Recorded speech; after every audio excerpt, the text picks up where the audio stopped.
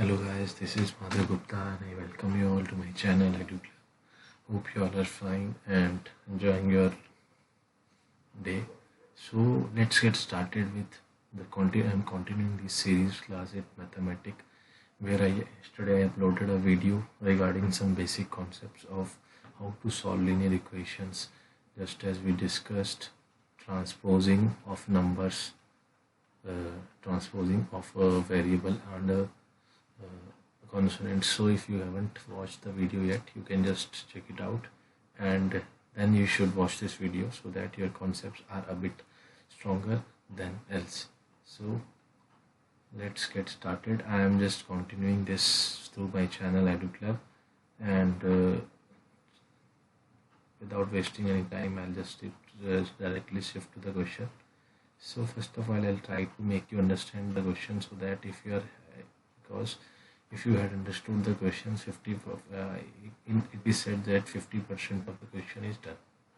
So we'll try to, first of all, we'll try to understand the question actually, what the examiner is asking you, or what is the meaning of the question. See, if you subtract 1/2 from a number, इसका मतलब है कि अगर आप किसी number में से, subtract का मतलब होता है माइनस करना, अगर आप किसी नंबर में से 1/2 माइनस करते हैं and multiply the result by 1/2, और उस रिजल्ट को जब उसको माइनस करने के बाद उससे आप अगर उस जो मतलब उसको अगर आप 1/2 से माइनस करते हैं, यू गेट 1/8, आपका आता है 1/8. तो find out the number.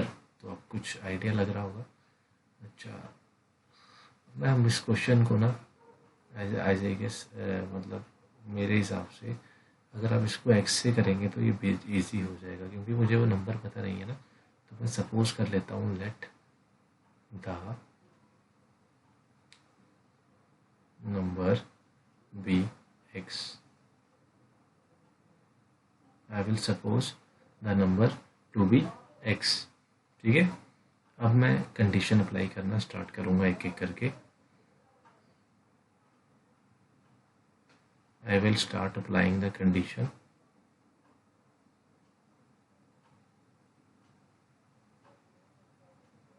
I will start applying the condition one by one. So see, it is written if you subtract 1/2 from a number. So आप अगर मैंने नंबर x माना है, तो अगर मैं उससे 1/2 माइनस करूँगा तो ये कुछ इस तरह से दिखेगा. I hope this is clear to you. Just as, क्योंकि मैंने उस नंबर को एक्सलेट करा है, क्वेश्चन कह रहा है if you subtract 1/2 from A number, अगर आप नंबर से 1/2 माइनस करते हैं, मैंने कर दिया. एंड देखो कंडीशन एक और है, एंड मल्टीप्लाई था रिजल्ट बाय 1/2, और उस रिजल्ट को आपको फिर 1/2 से मल्टीप्लाई भी करना होगा. I hope you are getting. You get 1/8. इस पूरे आंसर को, इस पूरे जो बना है हमारा, इसकी वैल्यू है 1/8. I hope this is clear to you. अब यहाँ ध्यान रखिएगा कि जब भी ये ब्रैकेट दी गई होती है तो यू नीड टू मल्टी, इसका मतलब है कि आपको इस 2 को एक बार इससे मल्टीप्लाई करना होगा और एक बार इससे मल्टीप्लाई करना होगा. तो देखिए ध्यान से, पहले केस में क्या बनेगा, x इज ऑलरेडी देयर, ये मल्टीप्लाई साइन मैं बीच में लिख रहा हूँ, इट विल बी 1/2. अब यहाँ माइनस साइन बीच में आ जाएगा. अब इसकी टर्न खत्म हो गई, किस वाले की, x वाले की. तो I will try to erase this portion so that आप कंफ्यूज ना हो. ठीक है, माइनस, अब देखिए ये 1/2 है और मल्टीप्लाई किससे करना है, 1/2 से वापस से करना है. तो this will be 1/8. I dry line, छोटी स्पेस कम हो रही है इसलिए. देखिए this is x, this is 1.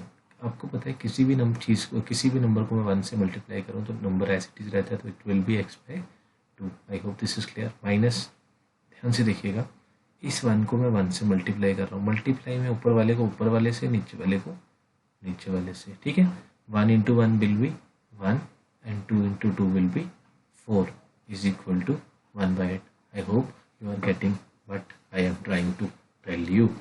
x/2 is equal to 1/8.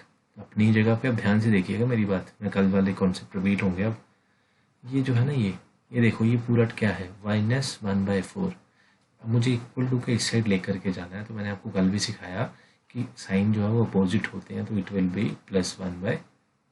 I hope this is clear. अब ध्यान से देखिए, ये 8 है, ये 4 है, फटाक से 8 और 4 का एलसीएम ले लो।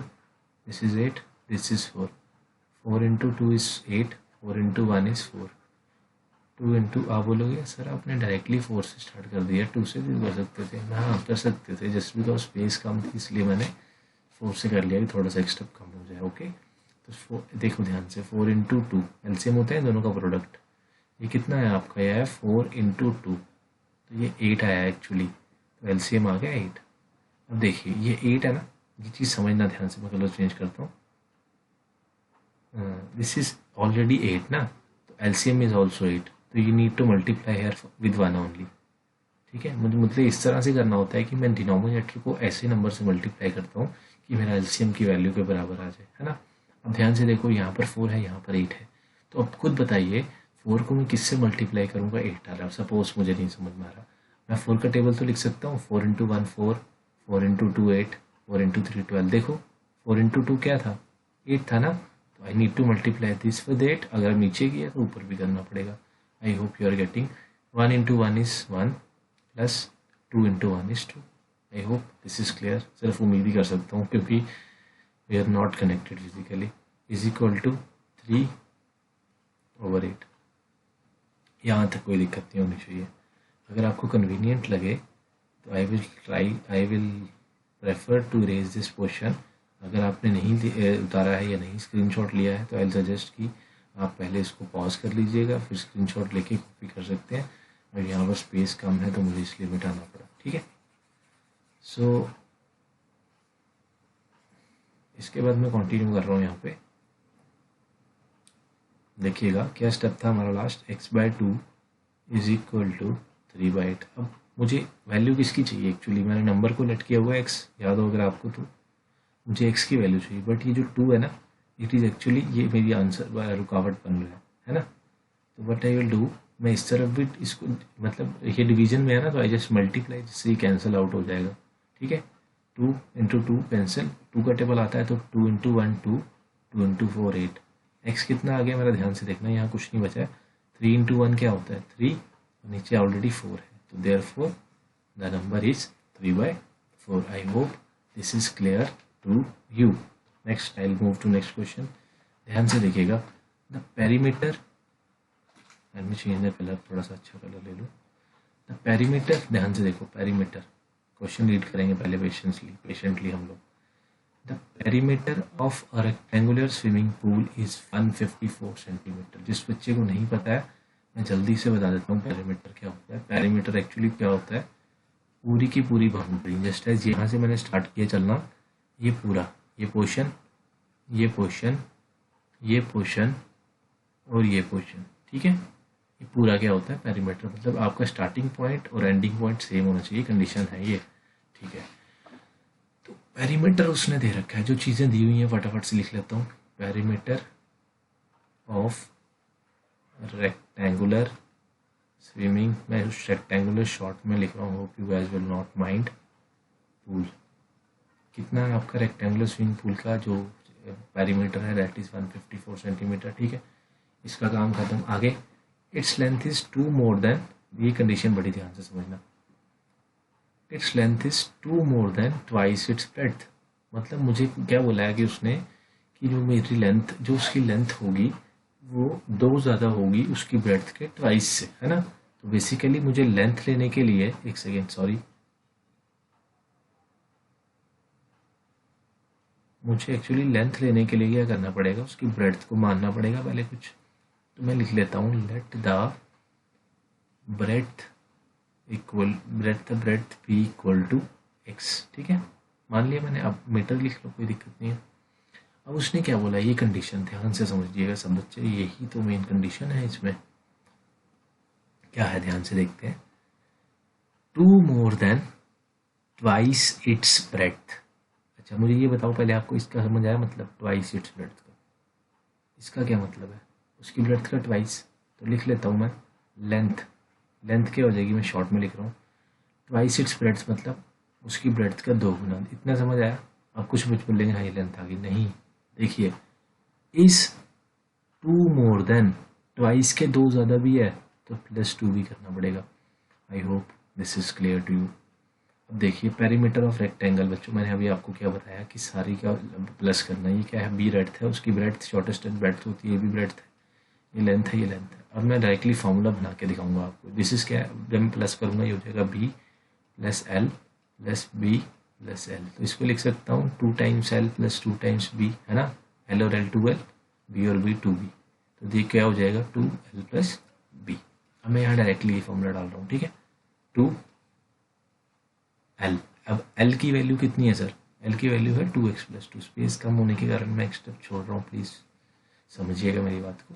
प्लस उसके बाद देखो ब्रेड्थ है ना, ब्रेड्थ कितनी है, x इज इक्वल टू आपका पेरीमीटर दे कितना रखा है 154। देखिए ध्यान से, ये क्या हो जाएगा 3x, x 2 2 x और एक x 3x प्लस 2, और ये 2 जो है ना यहाँ मल्टीप्लाई में वहाँ जाके डिवाइड में हो जाएगा। I hope this is clear to you.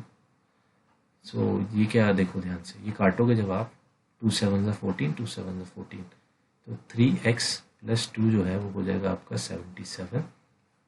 थोड़ी स्पेस की कमी है, 3x इज इक्वल टू 77। ध्यान से देखो ये क्या है आपका प्लस 2, जब वहाँ जाएगा -2, 3x कितना हो जाएगा 75, x इक्वल टू 75/3। x कितना आ गया मेरे पास 25। अब कुछ बच्चे बोलेंगे सर क्वेश्चन खत्म हो गया, बेटा नहीं हुआ। x क्या है आपका, ब्रेड्थ आया अभी सिर्फ, उसने क्या पूछा था लेंथ, तो कुछ नहीं करना, यहाँ डाल दो इसकी वैल्यू, तो क्या हो जाएगा 2, x की वैल्यू हम अभी जस्ट निकाल चुके हैं 25 प्लस 2, 25 इंटू 2 आप सब जानते हैं 50 प्लस 2, तो ये हो जाएगा 52 मीटर्स। लेंथ भी आ गई, ब्रेड्थ भी आ गई। सो आई थिंक मुझे इतना ही रखना चाहिए, तो वीडियो काफ़ी बड़ी बन जाएगी। तो I would like to say something in the last, if you will all won't mind, just as I am giving you for my precious time, so even I do have some expectations. If you haven't, if you are new to this channel, please subscribe to this channel, and if you find my content worth sharing, please share it. Do like the videos, please mention in your comments if you are having any as we have discussed 2 questions today. So if you are having any problem with the questions, you can just mention in the comment box. I'll try to reply to each one of you. So guys, stay blessed, stay home, stay safe, take care.